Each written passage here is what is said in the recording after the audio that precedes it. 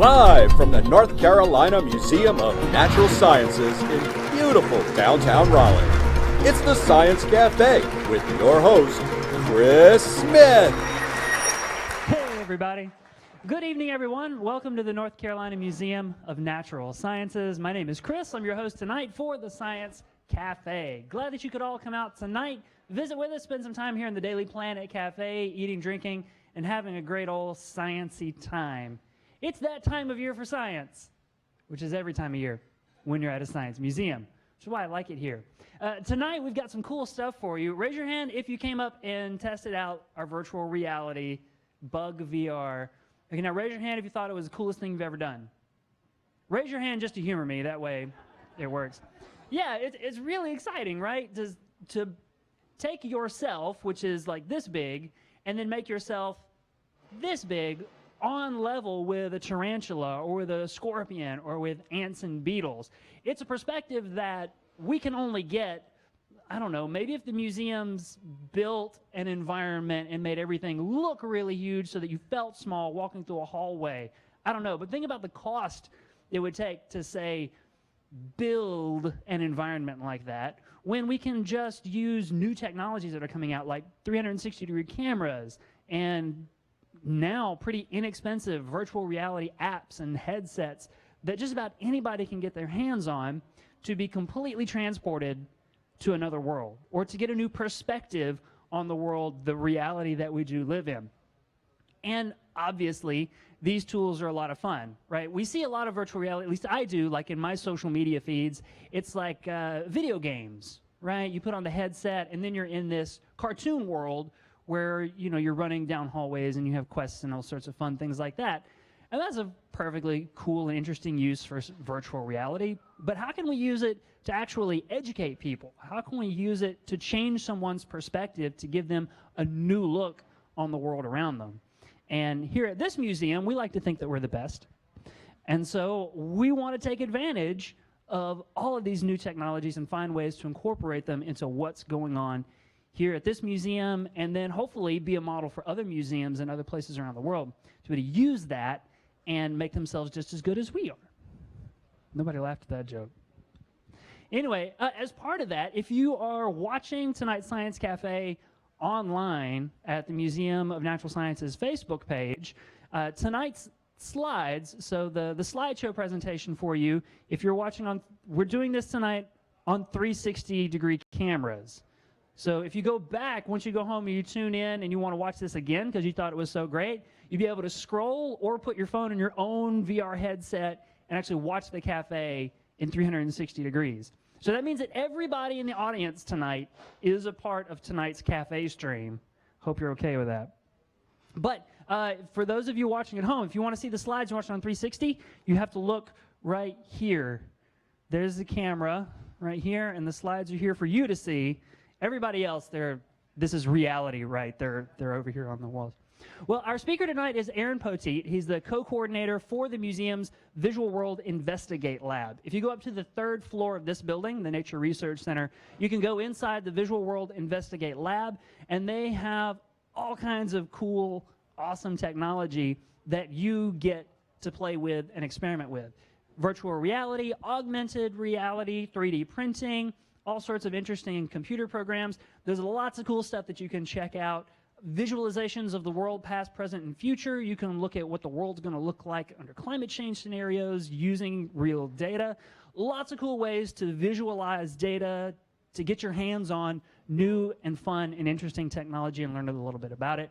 And Aaron's job is to keep all of that stuff running and incorporate new things into the museum to bring that stuff into North Carolina so that we are ahead of the curve when it comes to technology and education. So give him a warm round of applause and welcome to the stage, Aaron Poteet.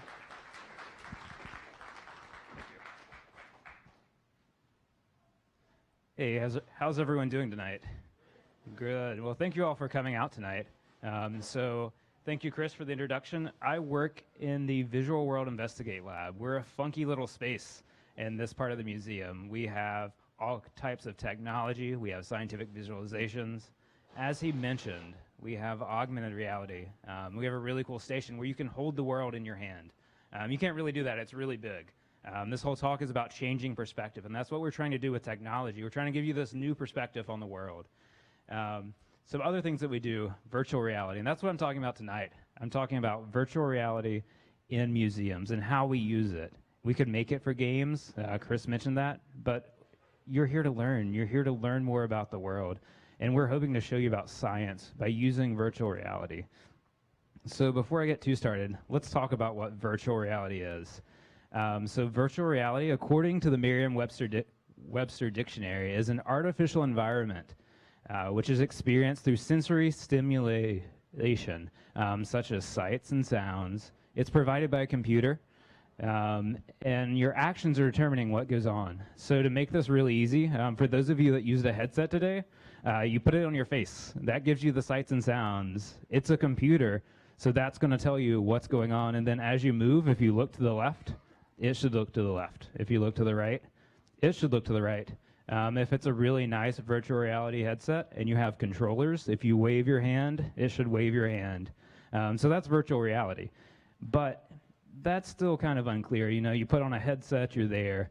So let's think of it as a spectrum. And so I think of reality as a huge spectrum. So on one side, like all the way over here, we have physical reality. So we're all here today.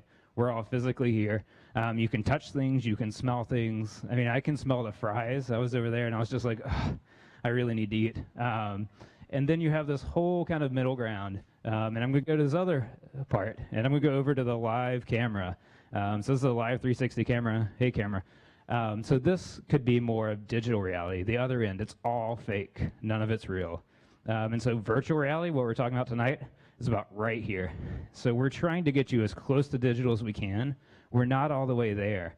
So if you think about, for those of you that tried Bug VR, when you put on the headset, you weren't smelling bugs. You couldn't reach out and touch them. So you're not fully digital. You're still partially in the physical reality.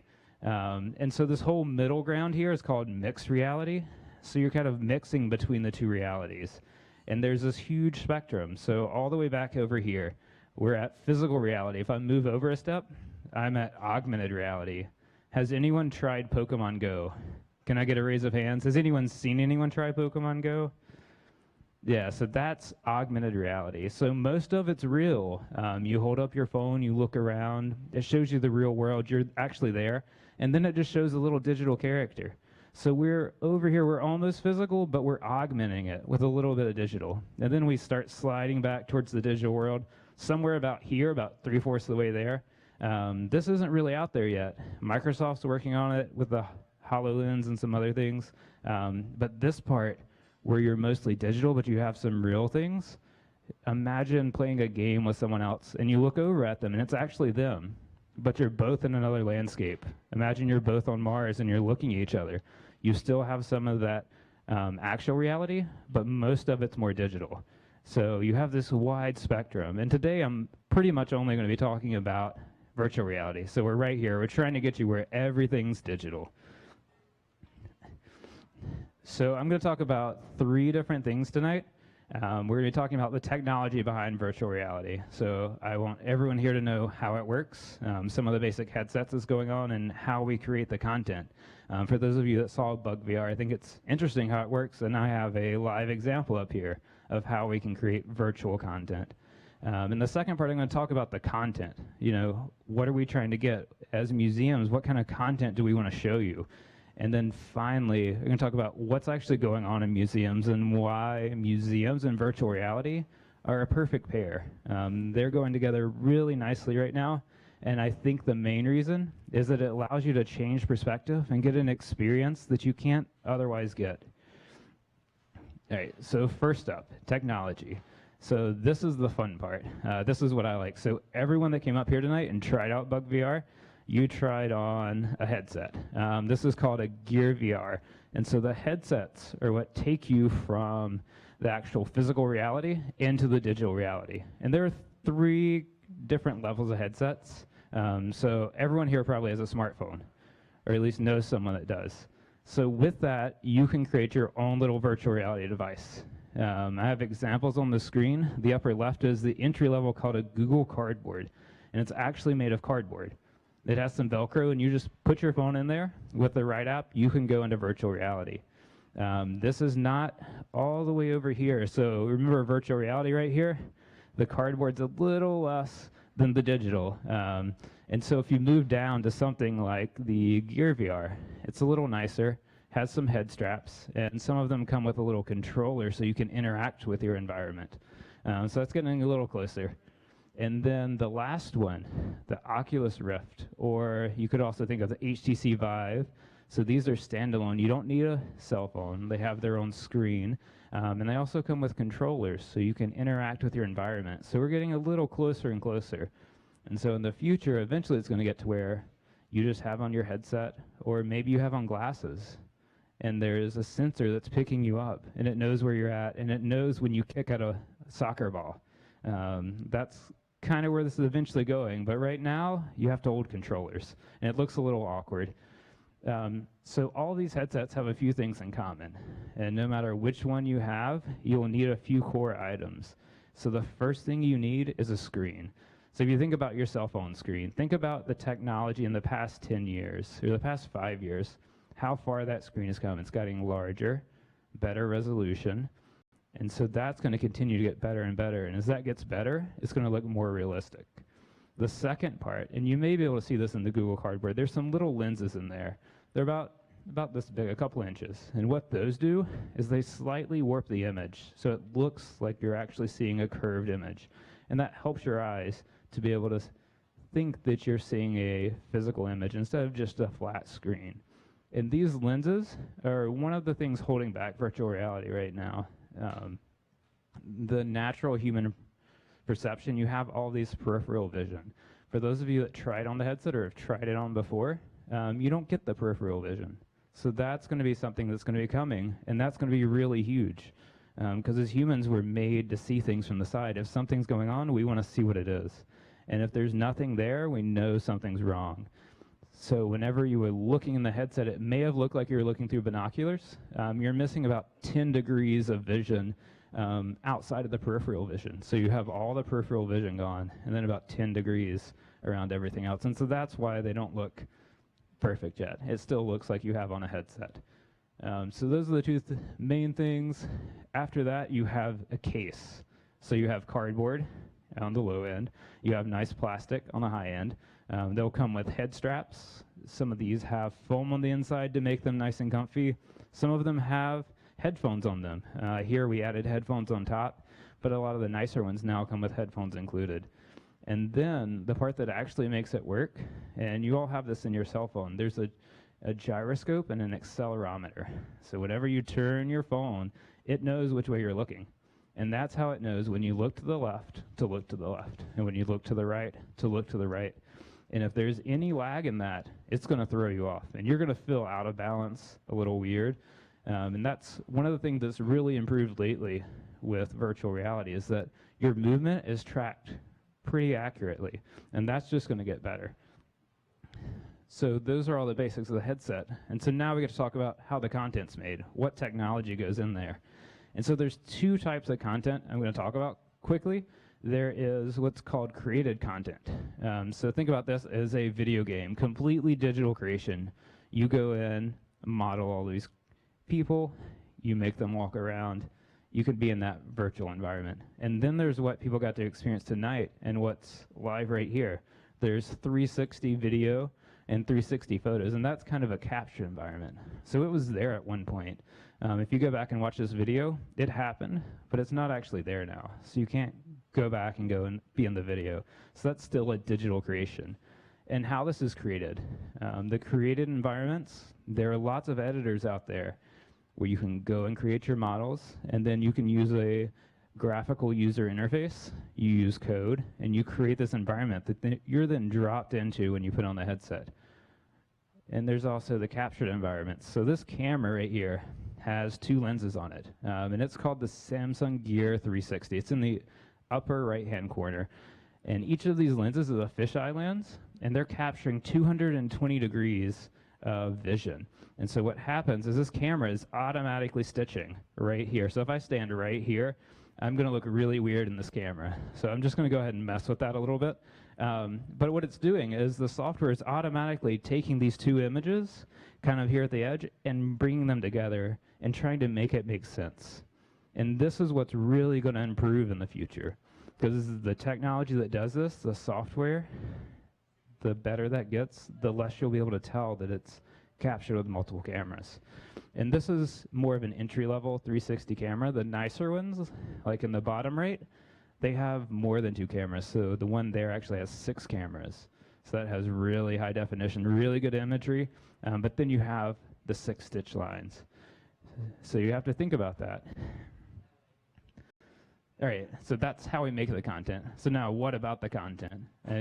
Why would you want to come to a museum to see content? Well, virtual reality lets you go places you can't go. Some of my favorite places that I would like to go to Antarctica, down to the research station. I can't go there. I probably won't go there. Most of the people in this room won't go there. Another place, go see a volcano erupting. That would be pretty awesome. I can't do that, but people have captured 360 video there, so you can go and see a volcano actually erupting. And one of my favorite virtual reality experiences I've seen is going in a submarine on the Great Barrier Reef. And so you're diving along, seeing all the sea life there. But the coolest part, right next to you, David Attenborough. He's talking to you. I could never have that experience. That's a once-in-a-lifetime experience. And so with virtual reality, we can give you the opportunity to go on a submersible on the Great Barrier Reef with David Attenborough.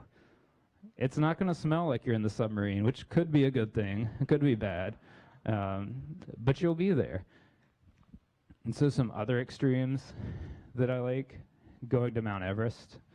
I will never climb Mount Everest, but I can put on a VR headset and see what it looks like. I might have to go in the walk-in freezer in the back to feel what it feels like, but that's getting closer and closer to the fully digital world. Some other things, going to Mars. Some of us may eventually go to Mars, but until then, we can go and look at photos from our rovers there and feel like we're there. We can also go on the International Space Station and see what it looks like floating around the Earth. And that's a really cool thing on here is the International Space Station. You can actually go to Google Maps and explore that and look around and see everything there. So if you like space, you like Google Maps, go to that and look around and see what's going on. So we started out talking about perspective, talking about bugs, how you can look at an insect cage, but what's it like to actually be the size of an insect? So what we're talking about there is scale and perspective. And so I'm going to start off with the Google Maps experience I just told you about. So on the far right, there's an image right outside the Daily Planet here, right outside the cafe. So for those of you, is it anyone's first time here? Okay, so when you came here, when you were looking up the planet, you could have went on Google Maps and clicked the little person, looked at Street View, and saw what it looks like in 360. So you could have taken a virtual tour of the Daily Planet Cafe. And so think of that as the 360 we're trying to get you to. We're trying to get you there. And what you normally see is probably like Street View, where you just kind of see, what's going on. You're looking down at ants, they're moving around. Or maybe you only see the global view. Maybe you only see the anthill. You see something really far away.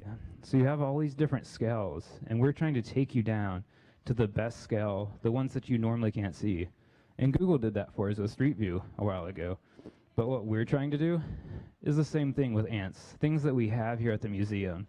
And so up here I have a few photos from actually our 360 video shot inside of our research lab here. So you can imagine that top global view, you're looking down on the ants. And then maybe you can get an up-close street view. You see the ant in a 2D photo. You're like, that looks really cool.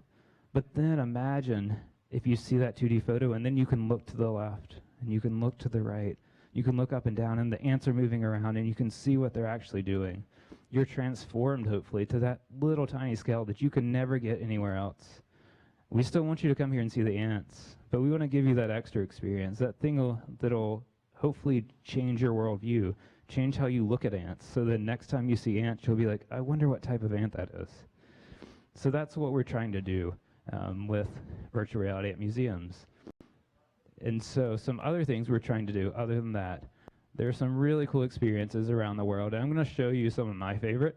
The first one is, of course, us, because as Chris said, we're the best. So we did a Bug VR this year, and a few of you saw that. And this was at Bugfest here at the museum. And we had a number of people that were able to see this, and we're transporting people. You can go around all of Bugfest and look inside bug cages. But what you can't do, you can't be in the cage with it. We just don't allow it. I think it's like OSHA standards or something. I'm not sure, but we can't actually let you in the cage. You could hold some. You could get up close and personal. But you could never actually go in their habitat here and see what they're doing. Like, see what they do in their spare time. And they really become more than just insects. Like, you actually see some personality when you're that up close and personal with them. You're like, oh, hey, this is what you like to do in your spare time. So another cool experience. So we talked at the beginning, or I talked at the beginning, about how you have this created content. So the Natural History Museum of Los Angeles, they have a experience there called The Blue. It's completely digital, completely animated, but you're going on an underwater experience. You get to see all this underwater life. This is something that most of us can never do. Very few of us will ever go scuba diving, and if we do, we'll never see the creatures that they're able to create. So that's a pretty cool immersive experience, and that was with an Oculus Rift, so you could actually look around, walk around a little bit. The last one I'm going to show you, and this is getting a little closer to like walking in the freezer for Mount Everest. At the Smithsonian Air and Space Museum, they have something called the VR Transporter. This lets you walk around the International Space Station. And it's kind of like sitting down on a roller coaster, because you sit down, they strap you in, they put on the headset. If anyone remembers those roller coaster rides where they had the screen in the front and you would sit there and it would rock back and forth, they have one of those that's inside this transporter. And so you're on that, and it's moving you around. You're going around the International Space Station. This is about as close as we can get to a digital reality right now. But imagine if you could feel the weightlessness there. Like if you could actually float around and have on the headset, that'd be pretty cool. Like that's where we want to be. If you can't go there, at least maybe you could try it out in virtual reality. So with all of those, where are we going in the future? I've talked about, what's going on now, where we're at technology, where we're at with content, what museums are doing. But where's this going? Where's it going to be in 5 years? And I don't really know the answers. I don't think anyone knows the answers here. But I can tell you some general things that will happen. With technology, the screens will get better. Your cell phone's going to be 10 times better in 5 years. So imagine what that's going to do to a virtual reality device. It'll be very high resolution. You won't see any pixels. Maybe the lenses will be there to where you have peripheral vision. Maybe it's just like my glasses. I mean, maybe that's all we have to wear in 20 years from now. I put these on and I can see whatever I want to see. So the technology is getting there. It's getting better and better. It's going to get lighter weight. If anyone tried the Gear VR tonight, it weighs a couple pounds. It's kind of heavy, especially for smaller kids, if you're putting that on. So imagine if that's really lightweight and it feels like you're just wearing some eyeglasses. That's the way the technology is coming. Next year, Oculus is coming out with a $200 standalone virtual reality headset that's supposed to be as good as their Gear VR. So there's no cell phone needed. $200, you put it on, you're good to go. They're also coming up with wireless, really advanced virtual reality headsets. So the Rift has wires. They didn't show the wires in the photo up there because it's advertising. They never show the wires, which is really annoying to me. That's a pet peeve of mine. If you have a product, show the wires. I want to know if there's a wire coming from the speaker, but they don't show the wires. And maybe that's to tell you that next year they're going to have a headset with no wires, and it'll have the controllers and everything, so you can walk around a room with no wires. So that's going to be pretty neat. And with content, these cameras are getting better and better. So I was talking earlier about how maybe there'll be no stitch lines pretty soon. So just imagine what that could do if you could get a tiny little camera in with these insects. You could get some amazing views, or cameras that can go places that we can't go. So maybe there's a camera that can survive inside of volcanoes. So you could drop it down and see what you get. So there's all these things in the future that we can capture with content. And then how are museums going to use this? You know, how are we going to use the technology and content as it changes? Well, as the technology gets better, more and more museums will get this, and it'll be more and more available for you at home. So maybe in a couple years, we can put out the content, and you can have your little headset at home, and you can just watch it. Or, I mean, tonight we have people watching live from at home on this little camera. So you'll be able to do more and more virtual things in the future. But why would you come to the museum if it's all virtual? I mean, if you could be there, why would you not be sitting at home? Well, here at the museum, we have a lot of cool things. We have live animals, we have exhibits, we have people and staff. So you can come here and talk to us, and we can give you this experience that you can't get anywhere else. I mean, imagine being able to look inside a cage, see the insect, and then go inside with it. There's a camera there, and you can instantly get inside with that insect and look at it face to face. So that's why I titled this Changing Perspective. And I think of it like this. Imagine that your favorite photo that you have. It looks really nice. It has this amazing shot. But what you don't get is everything that's around you. And that's what virtual reality can offer. It can give you that whole experience. It can let you see what's behind you, what's above you, what's below you. And if it has video, you can see what happened right before that photo, what happens after. You know, with this photo, you don't know that that grasshopper's about to go and clean its antenna. It looks like a cat. It's super cute. It made me like grasshoppers. But yeah, so this is what happens. This is what we're trying to go for. We're trying to change your perspective and give you this experience that you can't get any other way than with virtual reality. So, thank you. Thank you, Aaron. All right, everybody. So, this is the part of the program where we take questions from the audience. So, I'll have a microphone. Raise your hand if you have a question. I see you there in the back. I'm going to start over there. And I'll come around with a mic, and there might be 2 mics running around. If you have a question we haven't gotten to yet, every now and then throw your hand up, flag one of us down. That way we know we can get a microphone to you, and we'll get started. Well, Aaron, first off, do you want to tell us about what's going on at the end of December while I walk to this side of the room? Oh, yes, I forgot. So we have a special announcement tonight. At the end of December, between Christmas and New Year's, here at the museum, we're going to have a special exhibit that is showing off some of our 360 footage from inside our ant research lab here. And you can learn about our citizen science project called Ant Picnic. And if you remember those ant photos from earlier, those are some of the sneak peeks from the video. So you get to be up close and personal with an ant. It's really cool. So it's going to be here the week between Christmas and New Year's. So look for more information coming out on the museum website. Hi. So it seems like the technologies for vision and sound are coming along pretty well. What about the rest of the senses to have a completely immersive experience? Yeah, so the other senses are some of the cool parts. I didn't have time to go into the history of virtual reality here, but there's this really cool thing from late 50s, early 60s called the Sensorama. And it's a completely mechanical device, and it's for 3D movies. And it actually has little containers in there that have different scents in them. So you're watching this movie, and it's releasing scents. Unfortunately, it never got funded, so they didn't really make it out. But if you look up Sensorama, you can see this amazing device. And I was like, I would love to have one of those because it's working with smell. But that's part of the problem right now is getting those different scents. So this was a movie that had like 5 scents for it. If you're watching at home, you're watching all these different things, like you're watching bugs, you're not going to have that scent on hand. So we're waiting on the technology to be able to artificially create the scents. And it's the same thing with regular TV at home. So you're kind of waiting on that technology. I mean, maybe there's a device where you can buy a movie and they send you 5 cents. That might work. But also you're talking about other things, so talking about touch. So there are gloves being developed with actually feedback in them.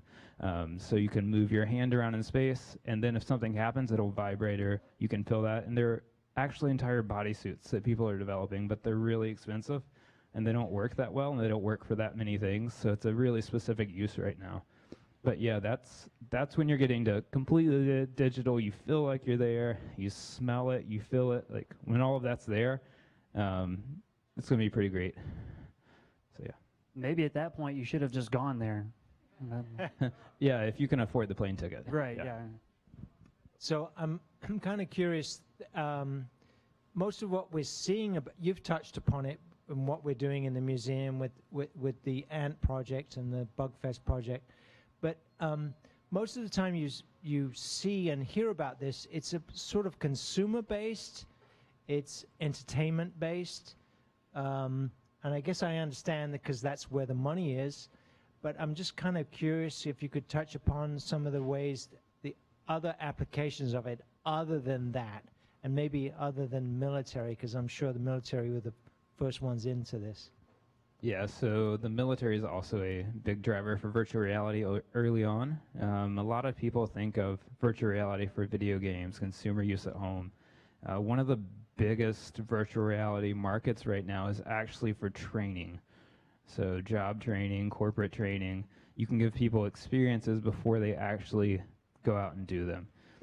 There's training for surgeons right now where they put on virtual reality headsets so they can move their hands around and practice surgery virtually, which is amazing. I mean, I want someone that's had 100 virtual surgeries before trying me out if I'm the first one. So we can get all these experiences beforehand with virtual reality. But you mentioned on museums, and we kind of do it a little differently. We're not really looking as much for the entertainment. Although we give you entertainment, I mean, seeing bugs huge is awesome. But what we're trying to do is give you this new perspective. And we can do that through things like the bugs. And we're a good space for this. That's why I think museums and virtual reality are the perfect pair. We're this public space where our museum, anyone can come here for free. We're open 7 days a week. And we can show you this new technology. We can guide you through it. So maybe you've never tried virtual reality before. Has anyone here never tried virtual reality before tonight? Yeah, so we have a number of people. So we're a space where we can give you these experiences and kind of guide you through it, tell you about it. If you have questions, we can answer those. And that's why I think museums are perfectly positioned to give you this new content, give you a new experience, but also tell you about the technology, tell you about how it's changing.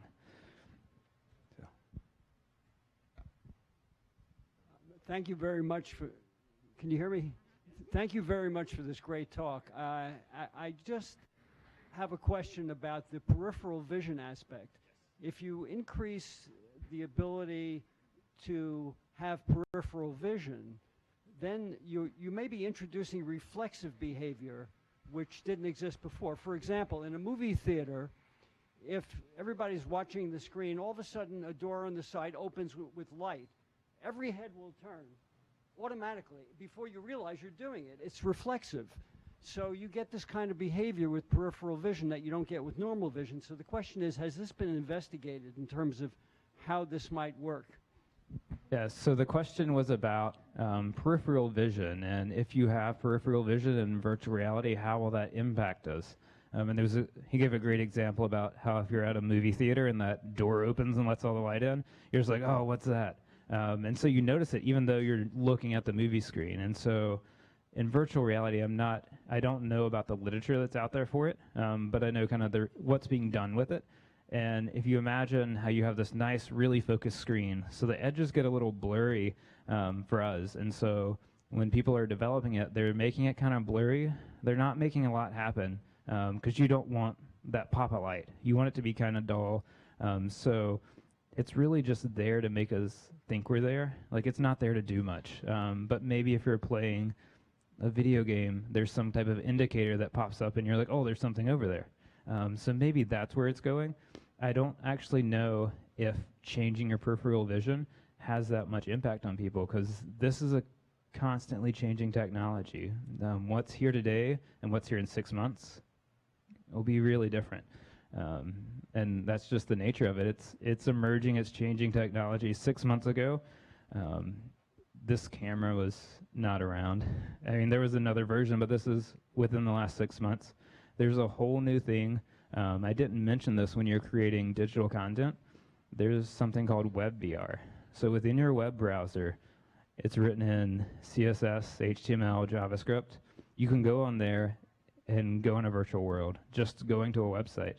And that came out within 6 months ago. or started becoming really common with things like A-Frame.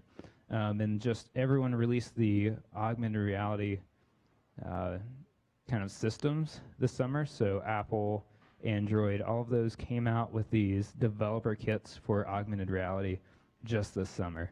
And that's kind of getting people between the real world and the virtual world. So as these are evolving, we're going to find out more and more. Because right now, you don't really have the screens there to get peripheral vision. Otherwise, you would have this huge headset, which takes me back to history again. Sorry, I didn't get to put history in. I'm by training an archaeologist, so I love history, I love people. So the first virtual reality device was this huge device. The lenses were hanging from the screen, so there was this, or hanging from the ceiling. So there was this big contraption that had 2 lenses down, and the person looked in it. And can anyone guess what they were seeing? It was a grid. They had lines that were a grid. It was a grid, so just like a grid system, just green lines, I think. And so they have these 2 little lenses hanging with this huge contraption just to see some little grid lines.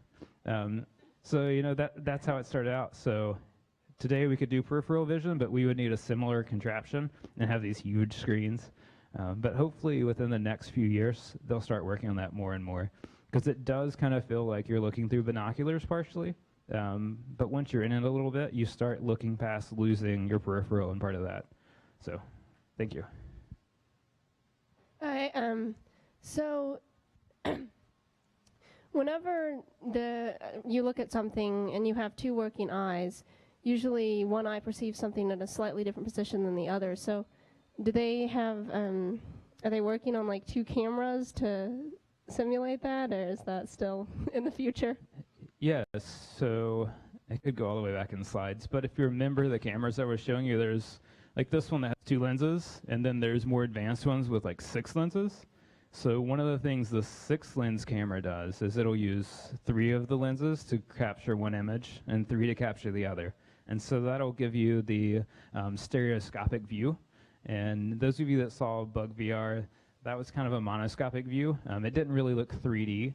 And that really helps out a lot.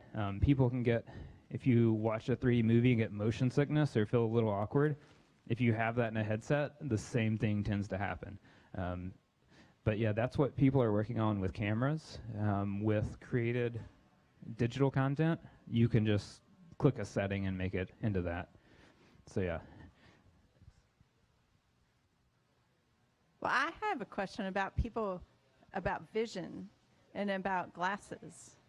For me, for instance, I have contacts on, and my contacts act different. I mean, I have different contacts in either eye, and I've had trouble with the VR and seeing things the right way. So, I mean, if you have glasses or anything wrong with your visual, system, are they accommodating for that?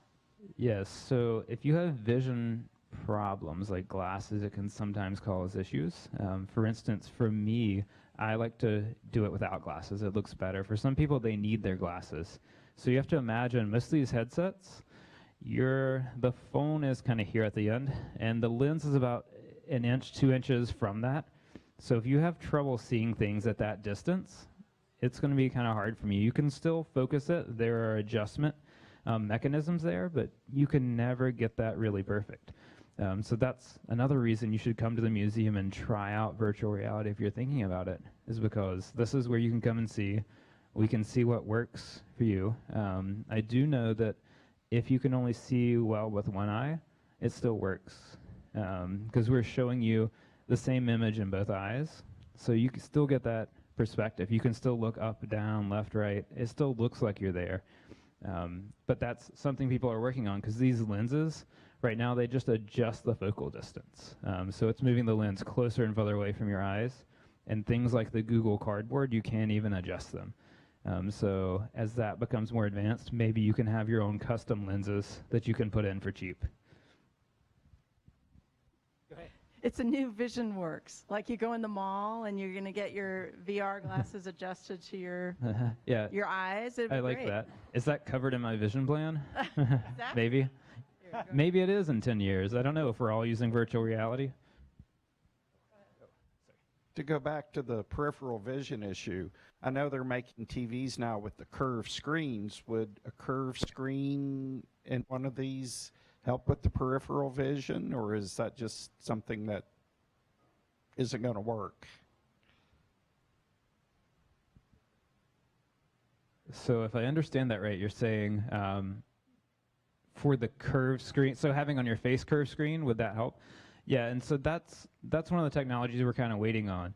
Some of you may have seen the flat, really thin screens that you can almost roll up. Once those are there, you can curve it around and get that peripheral a lot easier. So that's within the next 5 years that'll be out, and I'm sure as soon as those screens are out, people are going to put them in a headset. I didn't mention earlier today, but the coordinator of the Visual World Lab, Matthew, actually created his own virtual reality headset. We call it the Oculus Thrift. Hopefully that name's not taken. But it's a 3D printed headset that has a screen put in it, and you can update the parts. Like, he added speakers to it because he wanted you to be able to hear things. We adjusted or replaced the lenses. He put in these new really huge lenses that are about the size of my glasses. I think it's by Wearality. And so those lenses are a lot bigger than the little ones that are about 2 inches that you get in most headsets. So as that technology improves, someone will do it. If no one else does, we'll try it. We'll get some of those and test it out for you. So in 5 years, if no one has it and the screens are out, come hit us up. So I want to continue on this vein about useful applications or documentary applications of this technology versus, say, entertainment. And I'm familiar with what the New York Times has put out, where you can sort of actually walk through a refugee camp and all sorts of environments. It's real life, it's documentary. And then there's movies, there's the entertainment industry. And I think maybe most people are like me. When you think about the entertainment industry, you think about movies. But as I understand it, the gaming industry is actually even bigger than the movie industry, or if it's not, it's knocking on the door. So if this technology goes towards, if the mainstay of it goes towards gaming, is that a bad thing? So personally, I don't think that's a bad thing, and it's actually going there. I saw something today where the last quarter virtual reality headset sales, almost half of them were the PlayStation VR. So a gaming system, a VR system, is actually selling almost half the headsets they're selling. So it's kind of moving towards games, and that's how this started out. It started out with them being connected to a big computer, and people wanted to play games. And so that's not really how virtual reality started out, but how this latest incarnation kind of really took off. People are like, I want to play this immersive game. And so the headsets were started to created, and that's why you have controllers. That's where those started to come. This is outside of military training, because in the military and for certain occupations, they needed the controllers, but they had custom controllers there. They didn't have ones that were multi-purpose. So just to follow that up, so and it's sort of about gaming. So you're sort of on the front lines. You're dealing with the public all the time. You're dealing with young people. They're coming in. They're actively gamers, and then they're seeing what you're doing with that sort of technology in science, in visualization, etc. But is going into that rabbit hole of gaming, beyond what you just said, which was helping develop technologies or make technologies cheaper, is actually gaming an issue? Is that a problem? You know, you're strapping this thing on your head. You may be doing it with your homie that may be in California, but there you are immersed and you're playing a game. What do you think about that? Yeah, so that's another thing I didn't mention about virtual reality. Personally, I only like using virtual reality for like 5 to 10 minutes, and that's pretty common for most people. You don't really want to have this headset on for more than 5 or 10 minutes. In gaming, there's studies about how long people like to use the headsets for games, and most people said, you know, probably like 30 minutes. They tested it out, I think the average person used the headset for gaming about an hour at a time. This is back before the PlayStation VR, so they're using it for a long period of time, but I don't think that's the common use for virtual reality. I see it more as you have your cell phone, you have a fancier version of the cardboard right now. You see this really cool video on the Museum of Natural Sciences Facebook page that's in 360. You're like, oh, hey, what's this? You go pull up the video, pop it in your headset, you look at it for 5 or 10 minutes, and then you go on about your life. So, you know, I don't really see gaming being the pinnacle for this. Gaming is just kind of another avenue that's working its way. It's like any technology, like fancy computers, because these all also rely on really powerful computers, and a lot of the times it's using gaming computers to drive things like the Oculus Rift. Are you worried about losing touch with reality? Is that it?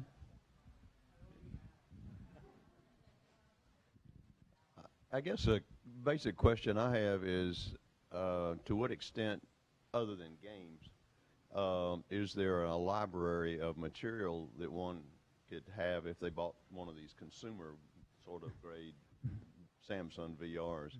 And if not so much now, what's the future of a library that a person like myself at home could get?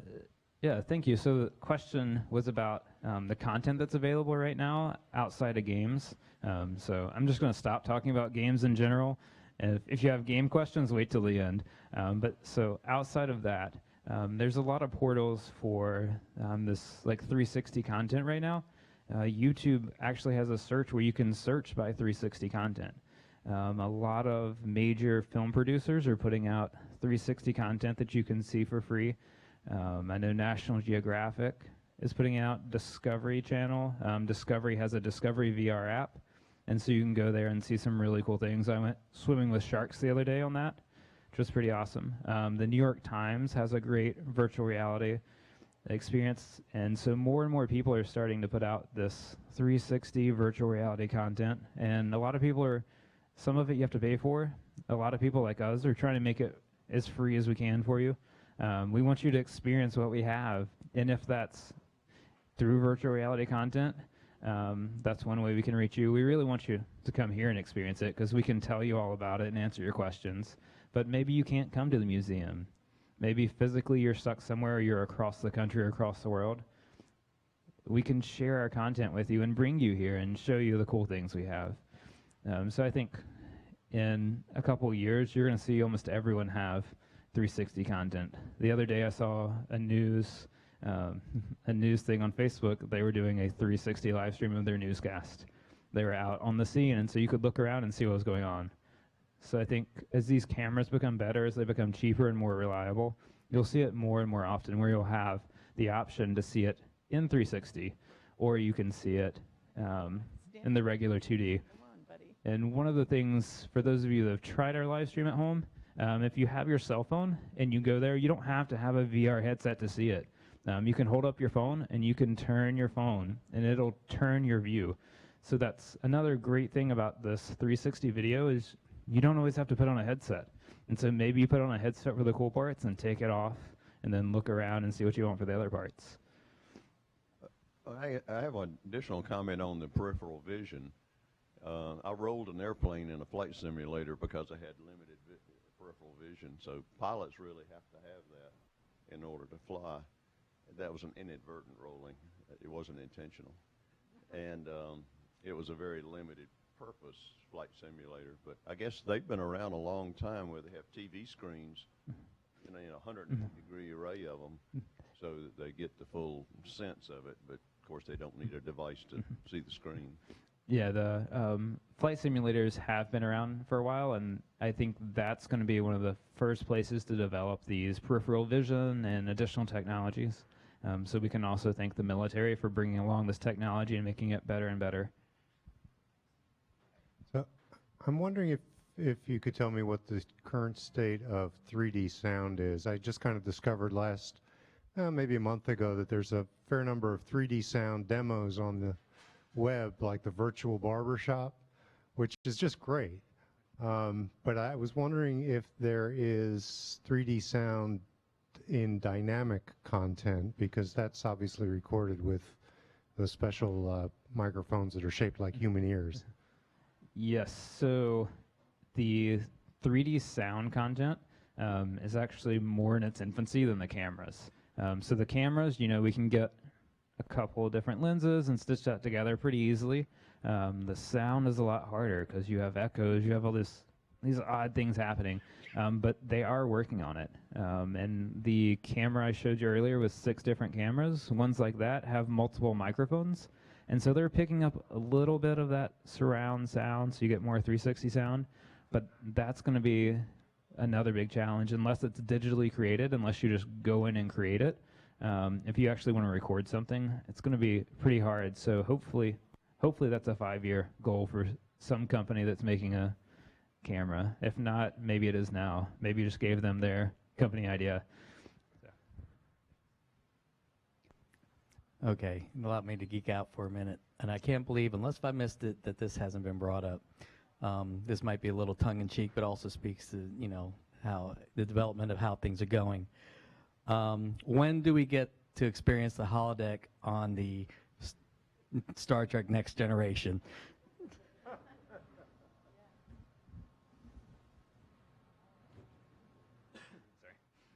So the holodeck, when do we get that? So I think somewhere, you remember the Spectrum back before you have Does everybody know what the holodeck is? Yeah. Are we, everybody knows? Yeah. I see enough nodding. Okay, we're good. Go ahead. Right, so you have physical reality all the way over here. You have digital reality.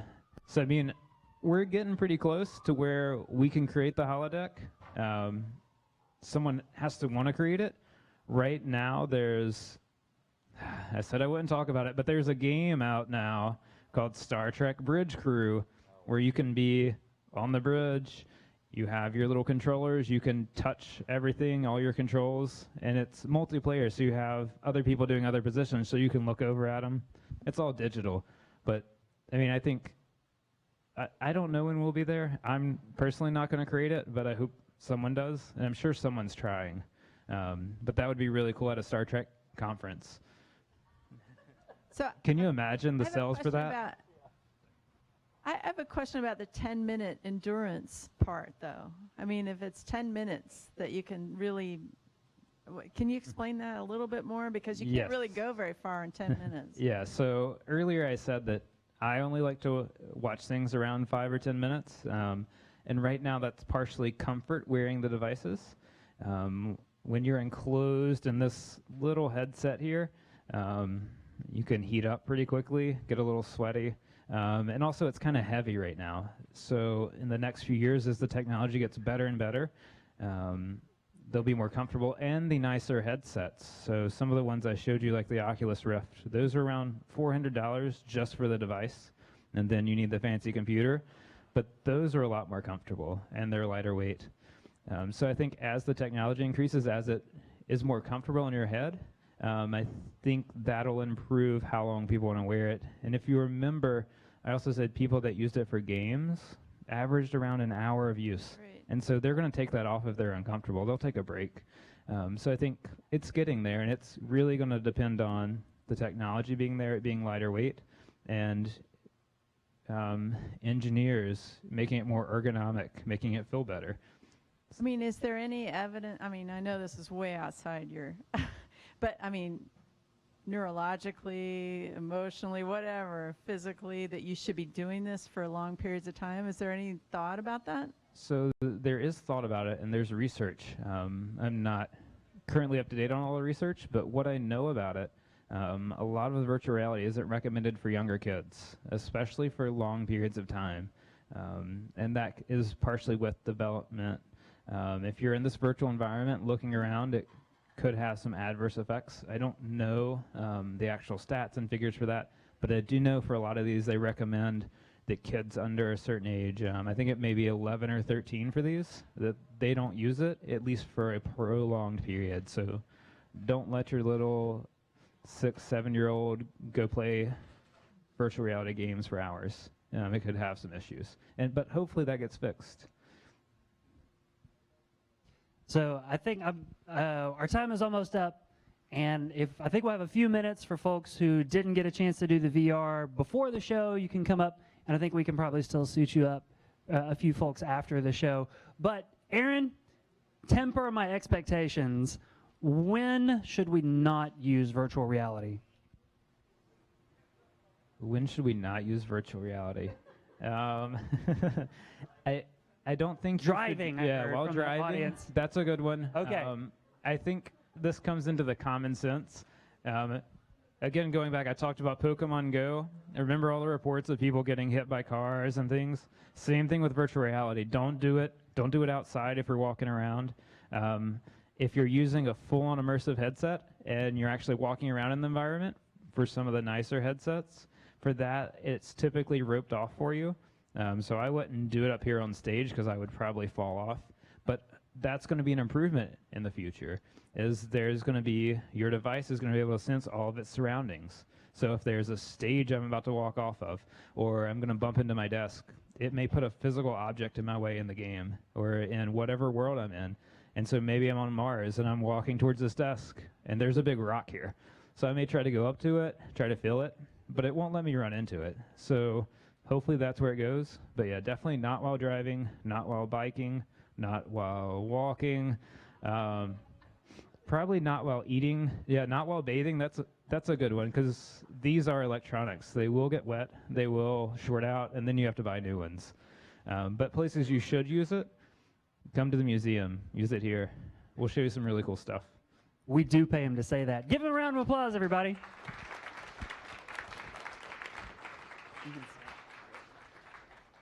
All right, well, everybody's going to go out and get a VR headset now, right?